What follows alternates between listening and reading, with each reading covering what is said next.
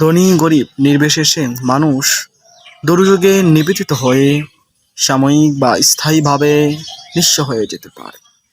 যেমন ঘূর্ণিঝড়, সাইক্লোন, বন্যা ও নদীভাঙ্গন সহ যে কোনো প্রাকৃতিক দুর্যোগ বা সংকটময় অবস্থায় মানুষ এ অবস্থার সম্মুখীন হতে পারে। আর এই সংকটময় অবস্থায় বা নিঃস্ব অবস্থায় মানুষের সাহায্যে এগিয়ে আসার আহ্বান জানিয়ে রাসূল সাল্লাল্লাহু আলাইহি ওয়াসাল্লাম বলেছেন, মান নাফাসা আন মুমিনিন কুরবাতাম মিন কুরবিদ দুনিয়া, যে ব্যক্তি কোনো মুমিনের দুনিয়ার বিপদসমূহ থেকে একটি বিপদ দূর করে দিবেন, নাফাসাল্লাহু আনহু কুরবাতাম মিন কুরবি ইয়াউমিল কিয়ামা, আল্লাহ তাআলা আখিরাতে পরকালে তার কঠিন বিপদসমূহ থেকে একটি বিপদ দূর করে দিবেন।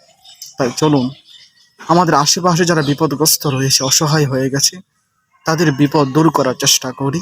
বিশেষভাবে বর্তমানে আমাদের বাংলাদেশের উত্তরাঞ্চলে বন্যায় প্লাবিত হচ্ছে, আমরা তাদের পাশে দাঁড়াই, তাদের পাশে দাঁড়িয়ে তাদের বিপদ দূর করার চেষ্টা করি।